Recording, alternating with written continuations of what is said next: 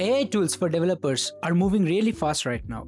Every week there is a new build, new automation, new framework, and somehow all of them are supposed to change everything. A lot of them are hype, but a few do feel important because they show where coding, design, and the next automation are heading. So, here are 5 AI tools I think they are worth knowing in 2026. First up is Claude Code. This one stands out because it feels less flashy and more actually useful. A lot of AI tools are very good at giving you that first burst of confidence. They generate something that is convincing, and then later you realize that you still have to untangle half of it yourself. Cloud Code feels more useful for the parts of the programming that actually require thought. Understanding a code base, debugging weird logic, planning an implementation, and cleaning up messy code, things like that. That's why I think it matters. The most useful AI tools are not the ones that generate most amount of the code. They are the ones that help reduce mental friction. The ones that help you when you are getting stuck, or when you're tired, or when you're trying to understand a code that you wrote 2 weeks ago and already don't want to look at that again. Cloud Code feels like part of that category. Less flashy, more useful, and usually those are the tools that are worth learning. Next up is Cursor Composer 2. At this point, Cursor doesn't feel like an autocomplete tool anymore. It actually feels like an actual coding partner, and that's why it matters. The old AI coding workflow was kind of clunky. Honestly, copy code, paste it into ChatGPT, and ask a question and paste it back, realize something broke, and repeat. Cursor feels like one of the clearest signs that AI coding is moving past that phase. Now it's more about context, multi-file edits, implementation help, and how well you can move through a project faster without constantly switching tabs. That's the real shift. The future is probably not about how fast you can type code by yourself. It's about how well you can direct, review, and work with tools like this without shipping nonsense. And Cursor feels like one of the first tools where that future starts to look real. And it is getting a little too good at explaining my own code back to me, which is slightly humbling. Third is OpenAI Codex. The most interesting thing about Codex is not the tool itself, but what it represents. It feels like part of this bigger shift where AI is moving from just giving you snippets to handling bigger chunks of work.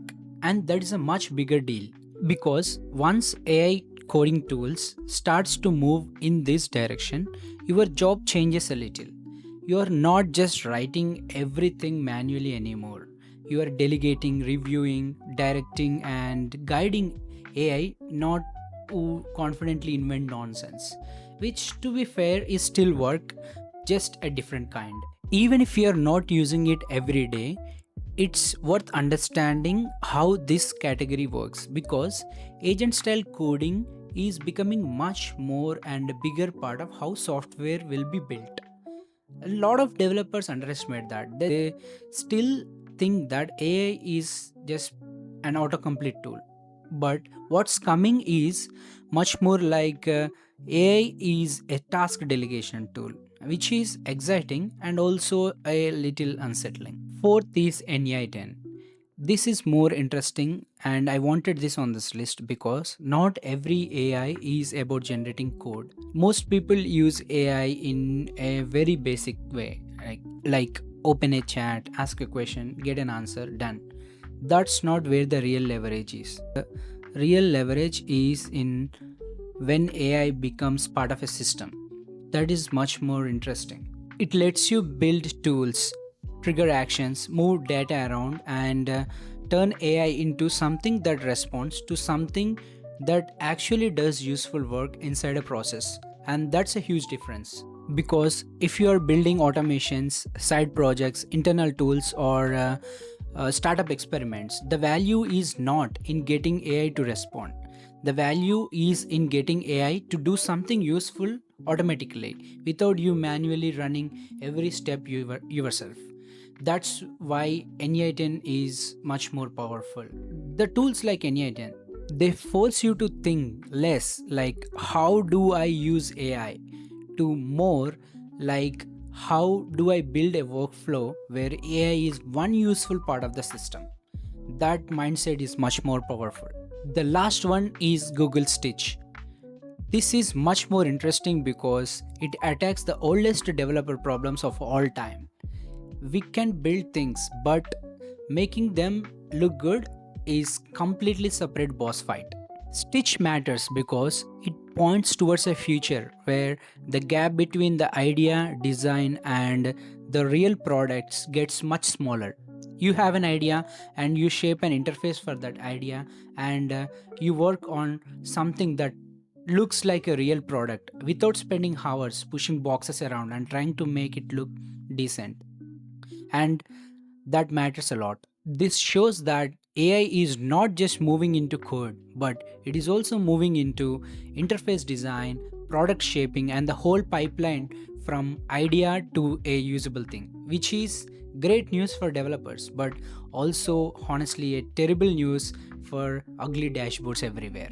So, yeah, these are the 5 AI tools I think are actually matter right now: Claude Code, Cursor Composer, OpenAI Codex, NEI10, and Google Stitch. These tools are interesting not because they are just new, but because they point to a real shift in which how the software is built right now. Less manual grind, more automation, more delegation, and more AI woven into your workflow.